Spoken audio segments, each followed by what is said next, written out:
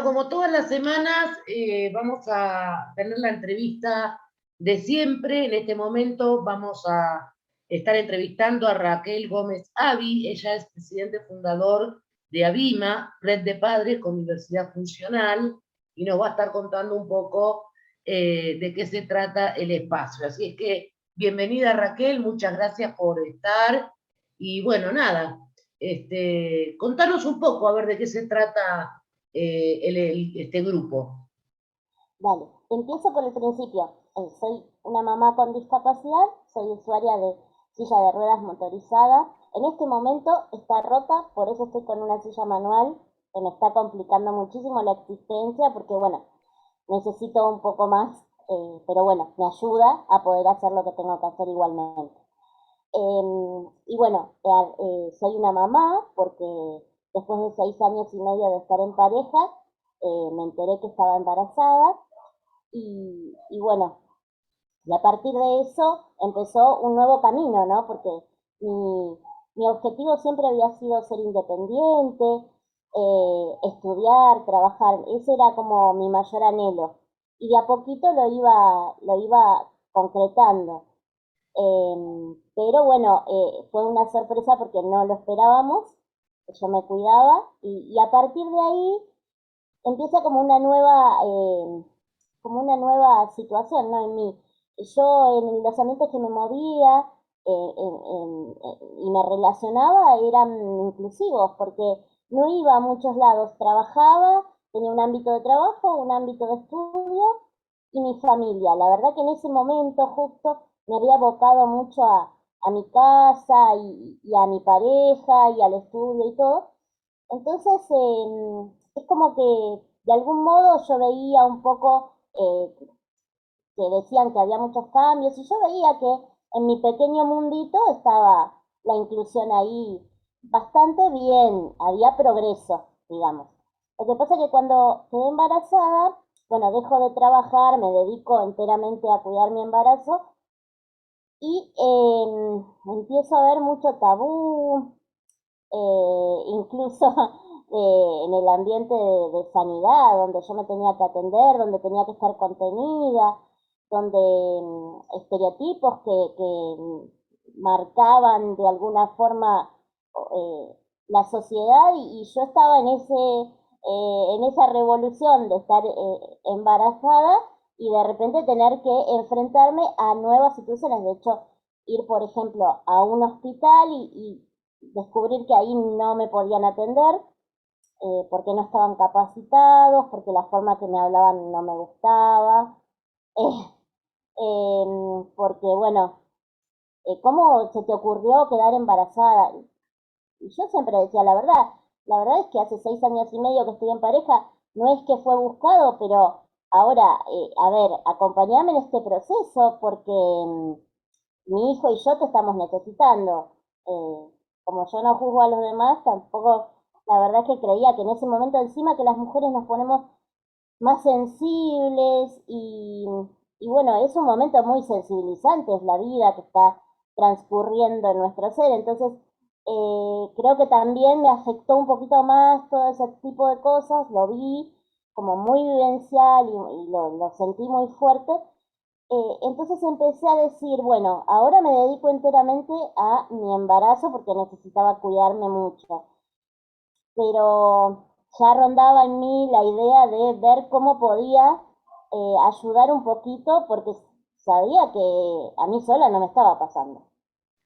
Sí, linda la frase esa de cómo se te ocurrió quedar embarazada. Qué terrible estupidez, ¿no? La verdad, me Ujú, parece que no leyeron la convención, ¿no es cierto?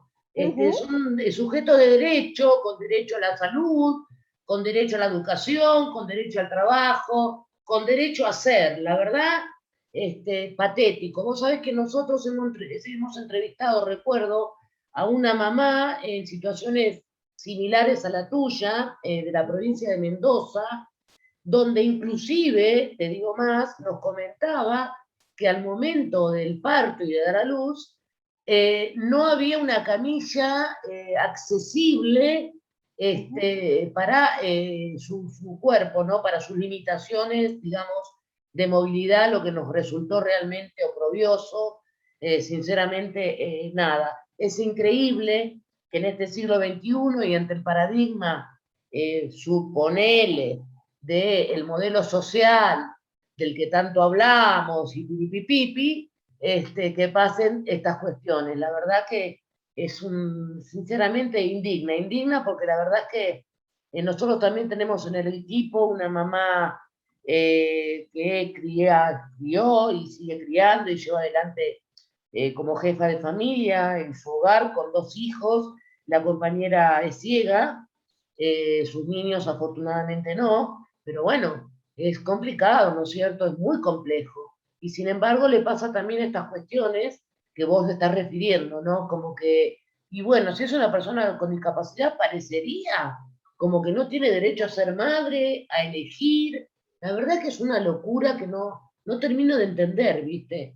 ¿Y qué? Sí, a mí me sorprendió muchísimo y seguí sorprendiéndome, eso fue lo peor, que seguí sorprendiéndome en muchas otras consultas y incluso también con alguna persona que yo consideraba que por ahí de mi entorno cercano, no por ahí de mis amistades, pero sí vecinos o conocidos, ¿no? Que también por ahí tiraban alguna frase y que yo dije, wow, hay que trabajar todavía en la sociedad como para que la mirada sea otra, ¿no? Que sea más naturalizado, porque eh, la verdad es que no debería pasarle a ninguna persona.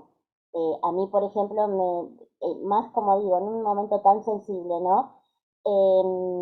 Que te digan por ahí, también recibí de alguna persona, ¿cómo se te ocurrió de nuevo? Y puede salir tu hijo con una, o sea, sí, no, primero mi hijo no va a salir, mi hijo va a nacer. Y después, sí, yo tengo una enfermedad genética, por eso es que no había decidido no arriesgarme, ¿sí? A tener hijos. Pensaba, como te digo, yo estaba súper bien con trabajar, con estudiar. Para mí eso era un gran logro y era mi meta. Por eso no lo teníamos en nuestros proyectos, digamos. Pero a partir de que llegó la vida, cómo rehusarnos, ¿no? Decimos a eso, a ese milagro, para el que cree y el que no cree, también el universo, no sé, se conjugó ahí como para que eso pasara. Entonces, ¿cómo negarnos a eso, ¿no? A partir de ahí, lucharla. Entonces, ese tipo de cosas, ya te digo, me sorprendió mucho que el primer médico me tuve que ir, tuve una consulta sola, el primer ginecólogo, que era mi ginecólogo de hace muchos años, porque me dijo, pero ¿cómo no tomabas pastillas? Pueden hacer con la enfermedad. Y también me pareció súper violento.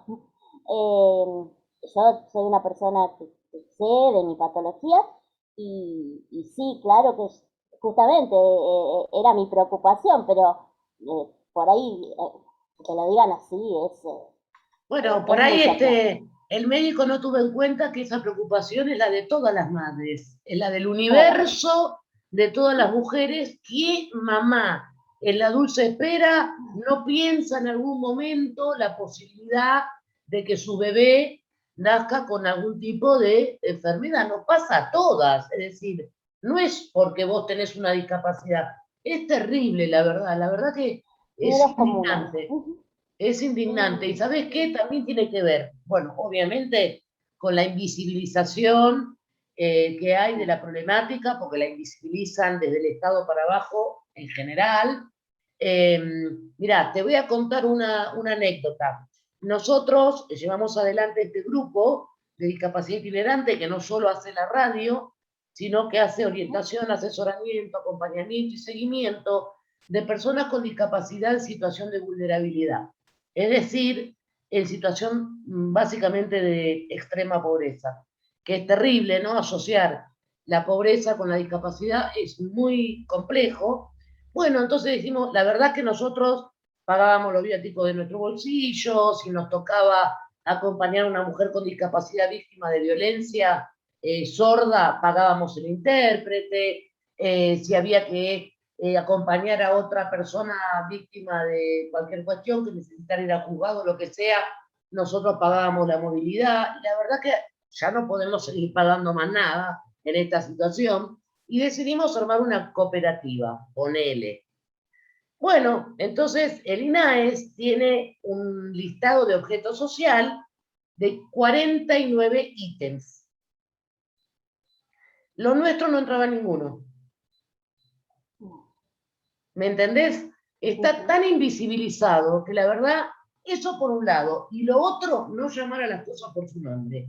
Esto de que nadie se entere de que a partir de la convención, personas con discapacidad, gente, no hay discapacitados, no hay capacidades diferentes, no hay capacidades especiales, no hay minusválidos. ¿Cuándo vamos a terminar con eso y hablar como realmente corresponde? Nos cuesta un montón, y te digo que cuesta, digamos, entre los mismos conocidos. Yo tengo una hija con síndrome de Down de 23 años y la cantidad de conocidos al que se le escapa el mogólico, bueno, ni hablar.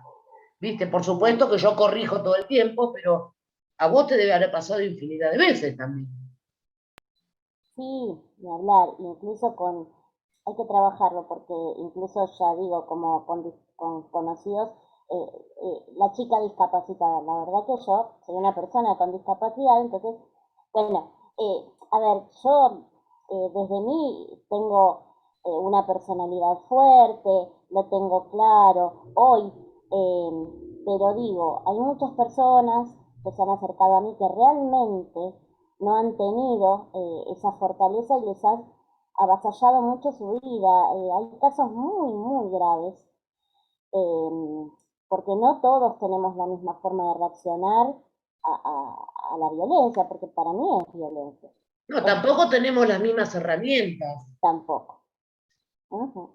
¿viste? Ese es el tema. A partir de ahí, de ver todas estas cosas, que por ejemplo que en muchos lugares tampoco los equipos mamógrafos están a la altura de una persona sentada en silla de ruedas, entonces tampoco hay balanzas que nos puedan pesar cuando estamos embarazadas. Yo tenía que, me tenía que mi pareja pesarse él solo primero en una balanza hogareña, después alzarme, pero encima yo con el bebé incómoda, era peligroso, pero y contabilizar, sumar lo que cambiaba de peso.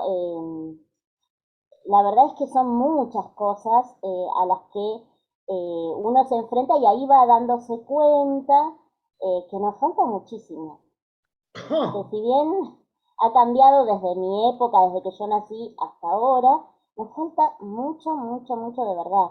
Y como vos decís, eh, yo tenía relativamente algunas posibilidades más que otros, pero ¿qué pasa cuando hay personas en suma pobreza o que no tienen los recursos como para poder defenderse? Cuando yo tuve el parto, no sé, como que a mí las cosas me llegaban de alguna forma. Pienso que las historias me llegaban también porque era necesario que las escuchara, ¿no? Porque no era yo sola.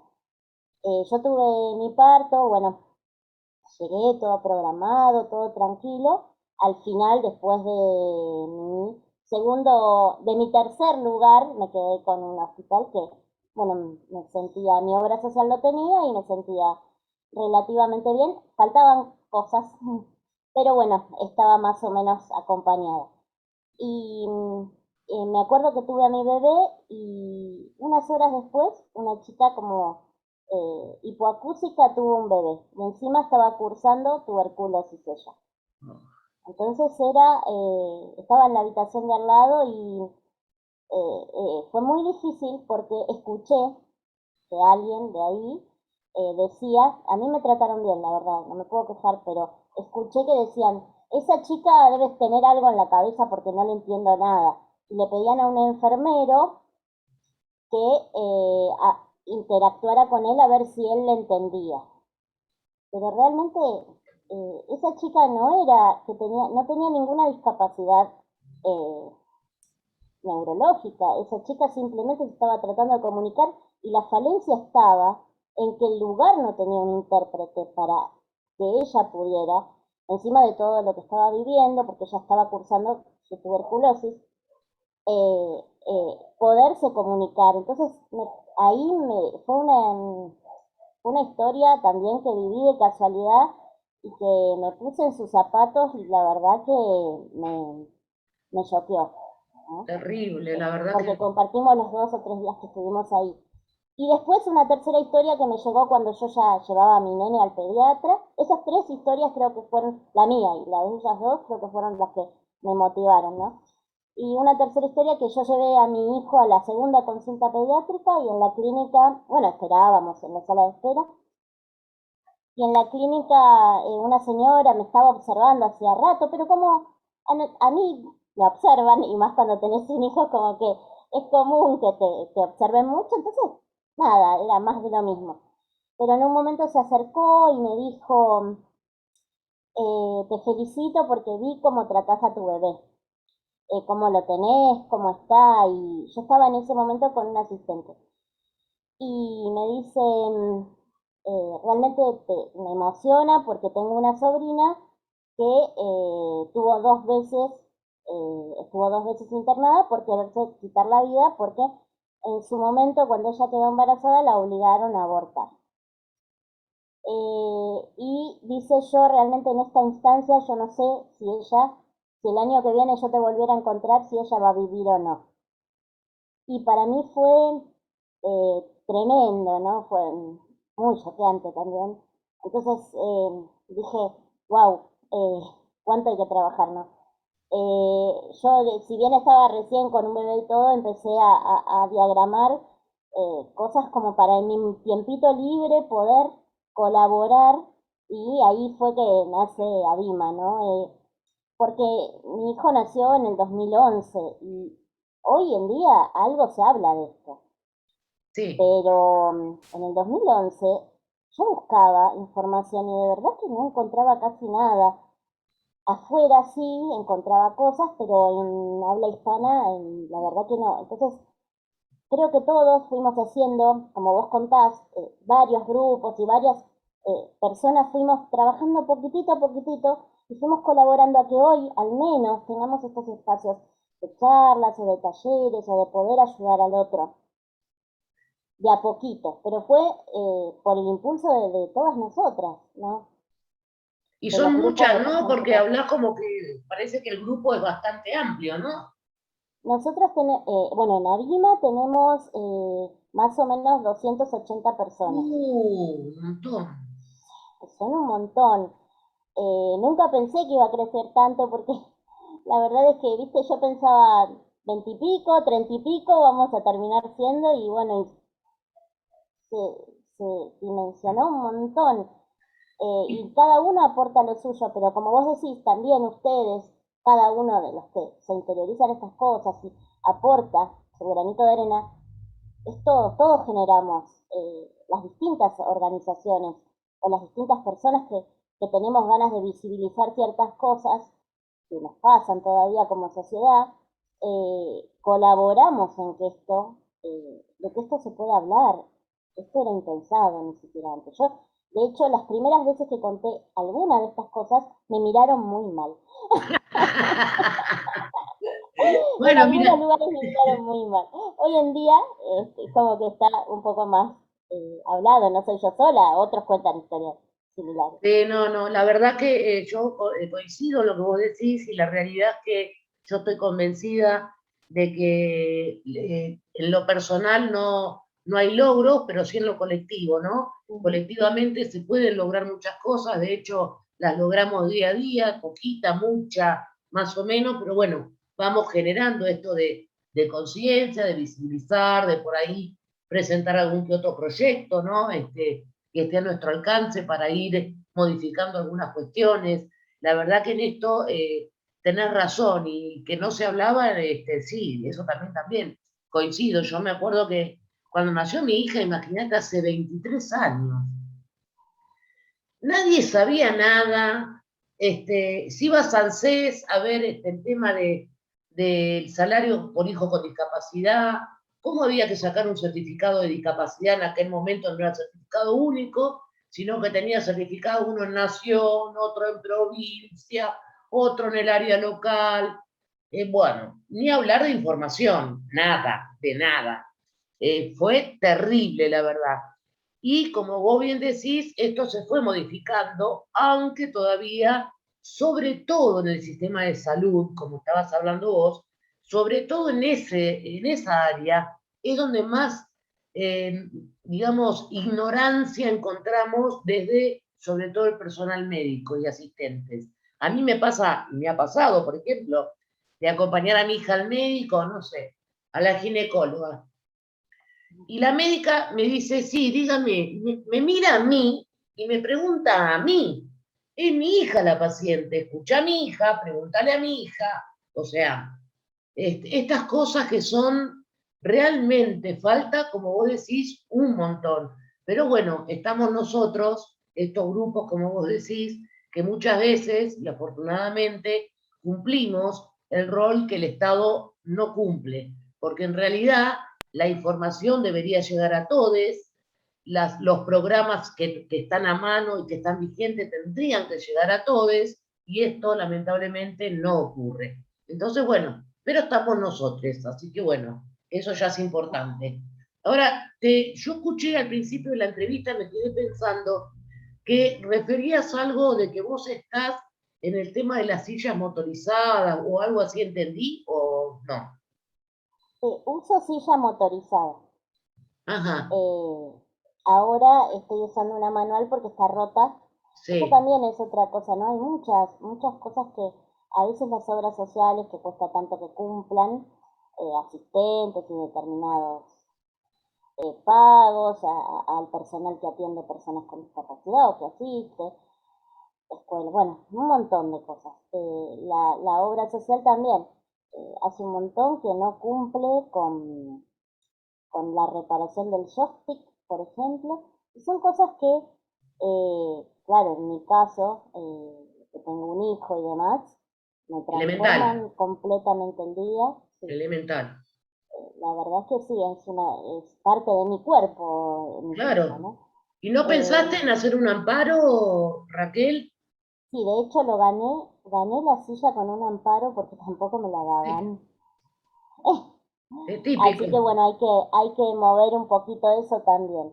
Creo que es mucho desgaste para las personas con discapacidad. Tanto que tenemos que hacer para lograr lo que nos en realidad corresponde. Desgasta mucho y algunos bajan los brazos porque no todos tienen como la energía o la salud para poder No, es muy agotador. continuar. Es muy Ujú. agotador. Es muy Ajá. agotador y es lo que hablamos siempre con el grupo. Nosotros en el grupo tenemos mamás o personas que tienen familiares con discapacidad y la realidad es que siempre decimos lo mismo. Lo que a cualquier hijo de vecino le lleva a hacer un trámite 2 semanas, a nosotros a veces nos cuesta meses. Y realmente es injusto, ¿viste? Por donde lo mires, el sistema es injusto, porque no termina de dejar de excluir todo el tiempo. Lamentablemente es así. Y sí, Es una realidad. Bueno, nosotros con ABIMA tenemos como muchos objetivos ahora.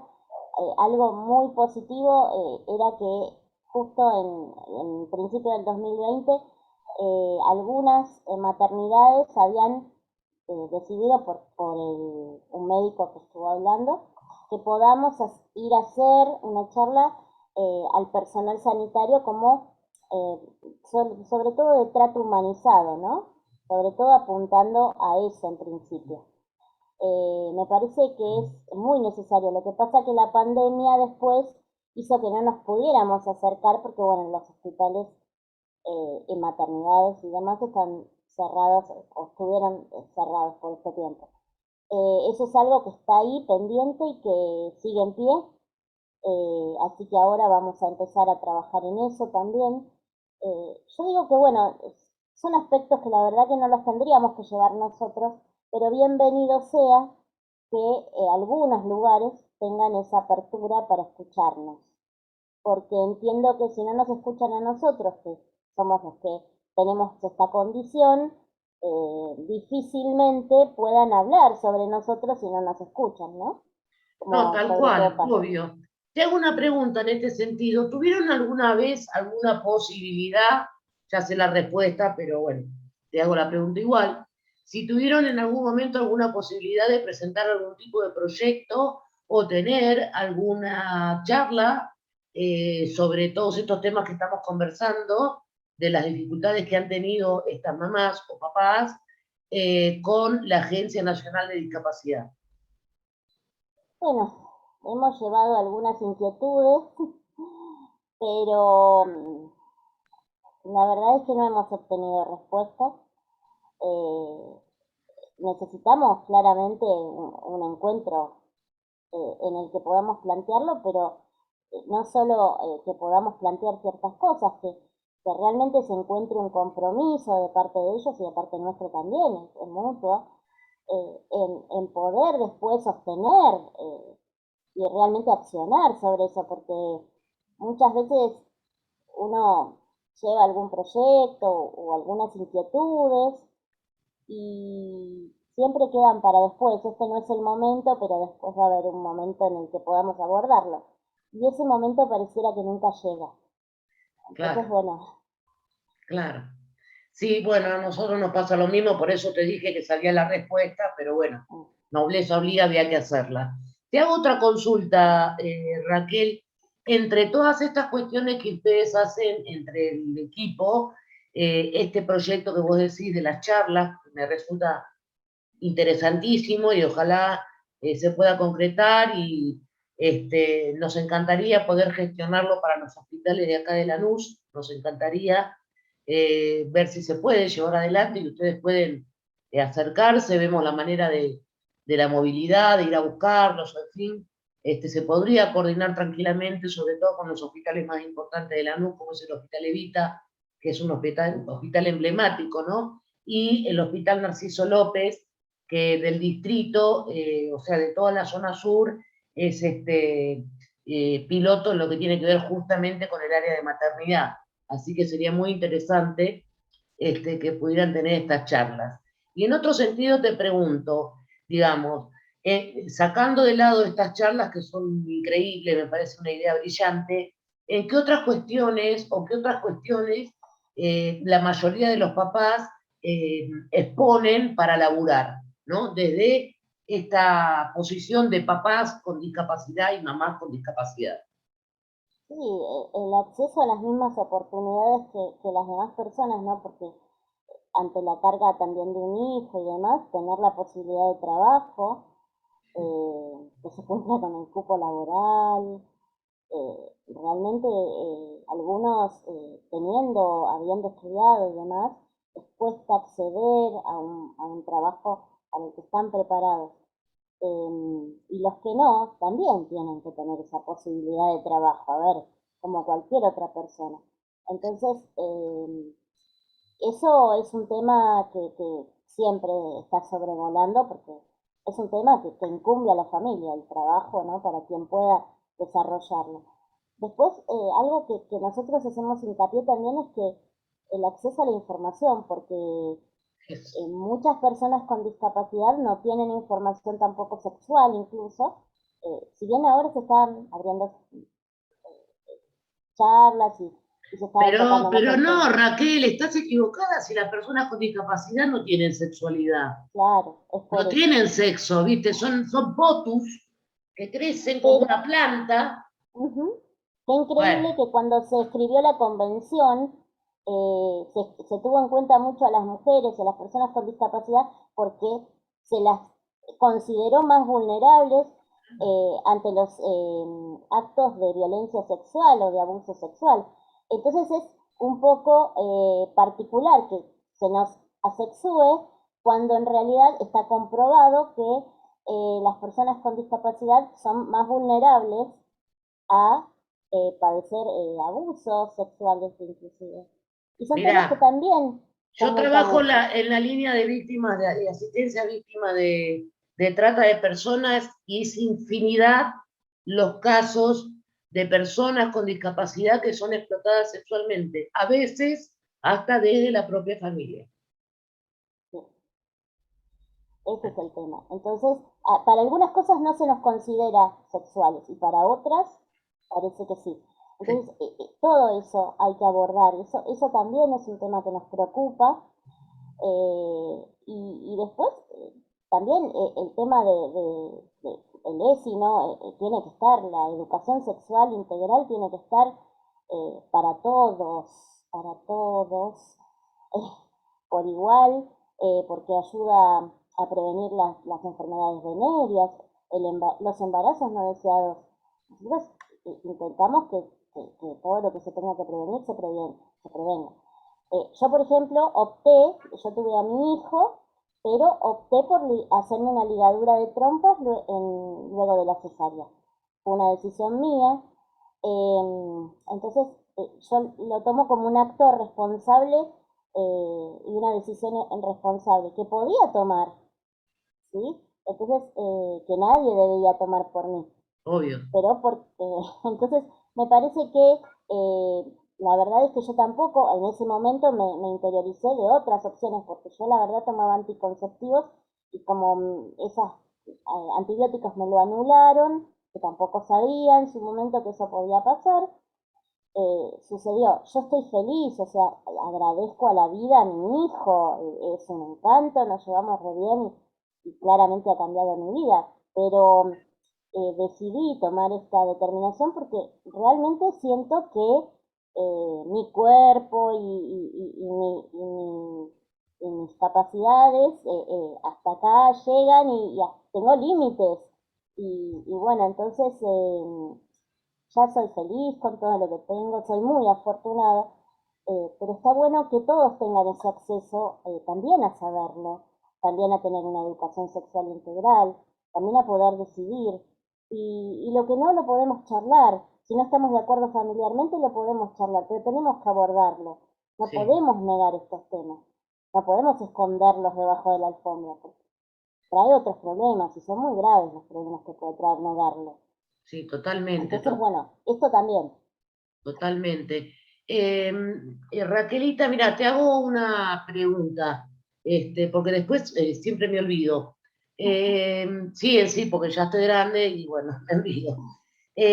¿Cuáles son las vías de contacto para poder, aquellos oyentes que quisieran hacerles alguna pregunta o solicitarles algún tipo de información específica, a dónde podrían recurrir? Nosotros nos relacionamos todos en ese momento, se me ocurrió abrir un Facebook en principio, también tenemos un sitio web eh, que en los buscadores pueden poner ABIMA, Red de Padres con Diversidad Funcional, y va a salir la información, o de alguna de los lugares que tenemos, del sitio, de Facebook, va a salir. Perfecto. Eso es lo más importante. Después nosotros ya le pasaremos el resto de la información. Porque también en el sitio web nosotros lo que tratamos mucho, porque yo me encontré también en mi maternidad que necesitaba un montón de cosas que no existían para mi casa, para atenderlo normalmente cada día a mi hijo. Cunas y adaptaciones y no sabía cómo adaptar y fui desde la imaginación haciendo cosas y después, bueno, a través de la investigación y a través de conocer a otros padres y de intercambiar, pudimos armar todo un sitio, una página dentro del sitio web que tiene todas las adaptaciones hogareñas que pueden ayudar a algunas familias por bajo costo, incluso haciéndolo. Tenemos algunos planos, como hacer ciertas cunas en donde con discapacidad motriz se puede utilizar. También tenemos otro sector, si bien no es lo que yo más hago, porque yo tengo como sapiencia en discapacidad motriz y por ahí no tanto en otras, pero tenemos páginas para discapacidad visual y también dentro de la misma página y también abordamos el tema de lo neurológico o sensorial y que es un peor todavía porque hay más tabú todavía ahí. Eh, la verdad que yo no soy tan conocedora, pero veo que ahí falta mucho más todavía y me pone mal eso. Y también visual, ¿no? Y me parece que las fotos y las adaptaciones que hay son como, wow, muy esclarecedoras, ¿no? De que todos los padres podemos ejercer nuestro rol cada uno con las necesidades que tenga, porque todos tenemos necesidades, las personas con discapacidad y también las personas que no tienen discapacidad. Todos necesitamos de alguien para cumplir mejor nuestro rol. Y estas adaptaciones de las que hablaba, calculo que deben ser caseritas y debidas a la creatividad absoluta de cada uno de ustedes. Sí, porque en el mercado no hay ciertas cosas que nos pueden facilitar el manejo de un bebé o de un niño pequeño. Entonces, bueno, cada uno con lo que pueda, desde su salud, hacer, pero me parece que era muy importante. Yo la verdad es que al principio me volví loca para poder adaptar cosas de la casa, Y pero sí, bueno, lo logré. y me imagino. Bueno, lamentablemente se está cumpliendo el tiempo que nos da Zoom. Yo la verdad es que en primera instancia quiero agradecerte y que hagas extensivo nuestro agradecimiento a todas las mamás, que son 10 veces más grandes que cualquier otra mamá, porque se necesita de mucho más sacrificio, mucha más entrega, muchas veces más postergación de cuestiones personales para poder llegar a ser una buena mamá como son todas ustedes, siempre preocupadas para que les sea más cómodo poder atender las necesidades de sus bebés. La verdad es que es admirable el trabajo que hacen, les agradecemos mucho por ese trabajo y desde ya, bueno, las comprometo a gestionar esto acá en el Hospital Levita, por lo menos de Lanús, a ver si abrimos algunas cabezas mediante las charlas que ustedes les puedan dar al personal médico y de asistencia. Así es que yo te agradezco muchísimo, muchísimo, Raquel. La verdad es que es una historia de vida muy, pero muy interesante y esperemos que con el esfuerzo de todas y de todos vayamos abriendo un poquito el camino. Y muchísimas gracias por la invitación, es bueno abordar estos temas. Y bueno, y agradezco y espero esa unión como para que podamos llevar a cabo esto que decís, que me parece súper interesante. Sí, Ahí a mí estamos también. para A mí ponerle también. fuerza a ese proyecto. Gracias, muchísimas gracias, Raquel. Te mando un abrazo enorme. Cariño a tu familia. Nos vemos, gracias. Chao, chao.